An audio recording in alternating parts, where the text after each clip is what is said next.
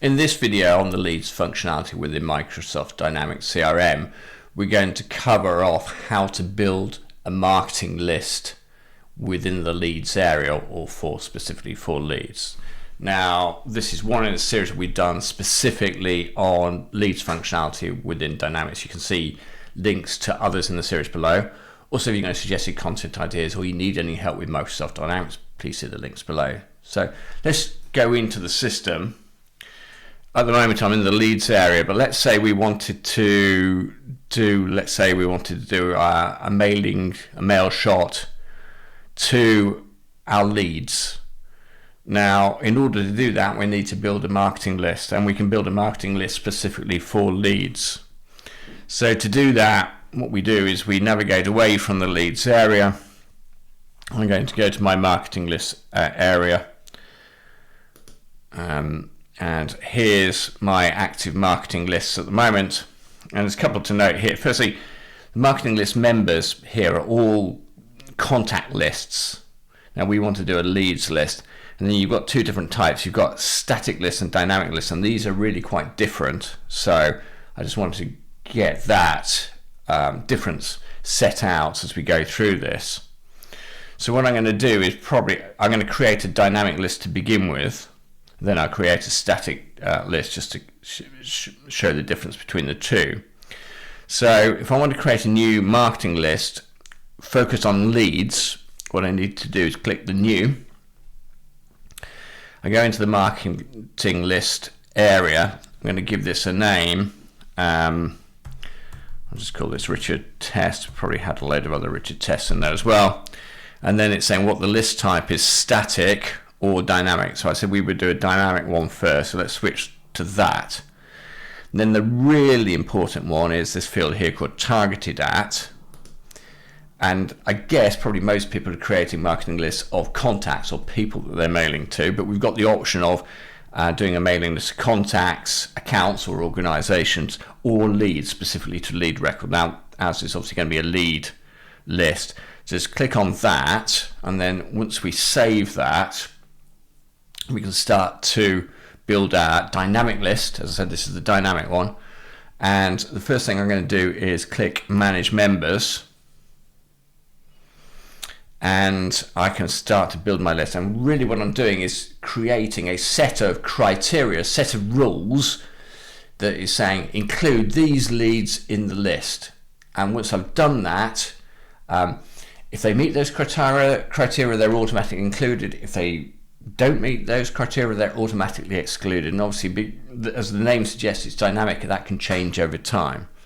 So what I'm going to do is create a list of leads that are being created in, let's say, the last 30 days.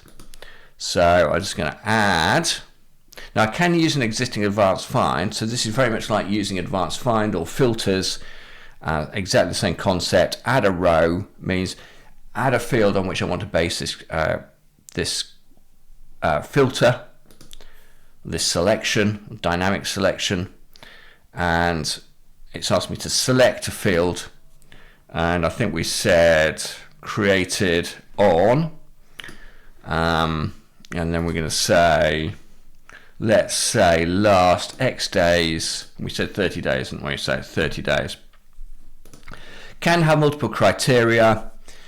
I've done a whole series specifically on marketing lists, so I'll include a link to that below. You can obviously dive into that. I've also done series on advanced find and filters, and we can show you how you can sort of more advanced use of those as well. And I'll include links to that. But let's say that's my criteria created in the last 30 days. Obviously, we can have multiple lines here if we wish to, and then it says find. And then I can either go back and refine the query, and I'm actually going to refine that a little bit. Let's say 90 days in this case. It's just 30 days wasn't enough. Yeah, we got more records there now. So I'm happy with that. So we've now got a dynamic list of leads created in the last 90 days. We use that query, and we can see now if we click on the members tab, then it automatically populates that membership. Now that membership will change over time. ones that are older than 90 days will drop out. New ones have just come in, those will come in automatically. But the power of dynamic lists is you can sort of set and forget. You set the rules, just open it up, and you know that the records you want in there are included. I'll just save and close that one. Now we're going to talk about the static list. So similar concept here. So if we click on new, and we'll call this again Richard test. I'll call that test static. This time we'll accept the default as static, and again targeted at needs to be lead. If we save that, we can start to build our list. Now if you just click on manage members, it gives you a sort of lookup view, which is a little bit confusing because just to the right of that is a drop down arrow, and that gives you the fuller list of how you can potentially build your static list. So for a static list, we're in control on a static list. Records are only added when we add them to the list, and we can do that through a number of means. So let's add using a lookup, for example. So effect means I'm going to look up a record in the system and add it individually. So I know there's a record in there called Bob Jones. This is a real lead. I'm going to manually add that. I've just selected it and I've got the ability to click add, and that's added that in. If we go to the members now, we'll see that Bob Jones lead is automatically included. Now if I go back to that, I can also use advanced find as a means of populating that list. So I might want to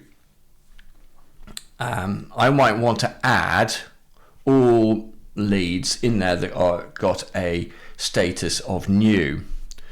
So again, add a row, in other words, select a field on the lead record that we want to use.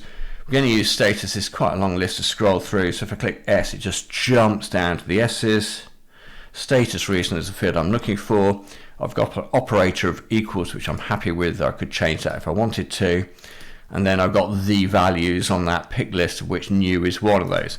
I could, by the way, select multiple pick list values if that was helpful to me. In this case it isn't, and I'll select that. If I click find, it's going to come back with all the records in the system that meet that criteria. Now then I can choose which ones to add. So it says I've got the option of going back to the query, refining it, adding all of those in, that's 13 that we found, or add any selected. So if I wanted to just select a couple and add those, that's fine. I'm actually going to add all of them, so we'll add all of those, and you can see I'm in the members area now. I can see all of the records that have come in. The final option I've got on that membership or managing the membership button there is remove using advanced find. I've got quite a few test records here and I don't want to do a mailing to them, so I'm actually going to remove anybody with test in the name. So I'm going to use a remove using advanced find function. So I just click on that, add a row,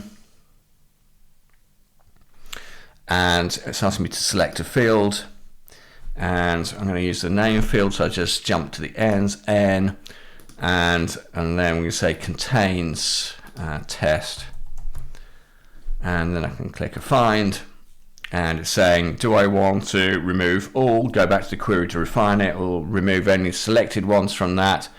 I'm going to remove all of those test records, and then that's refined the membership of that group, and it's removed all of the test ones.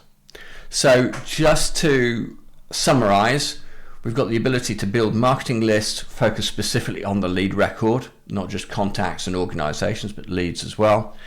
We've got the ability to have dynamic lists where we set the criteria and leads are automatically included or excluded. And we've got the concept of static lists where we set the rules, we determine exactly who's going to be in that list, and we've got a number of tools that allow us to do that, from doing individual lookups or queries to add or queries to remove. Anyway, hopefully that gives you a little bit of insight into using the marketing list functionality to build lists of leads.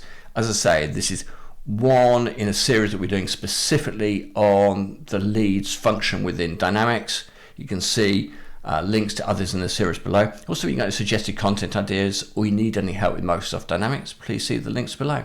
Anyway, thank you very much for your time today and hopefully see you again soon.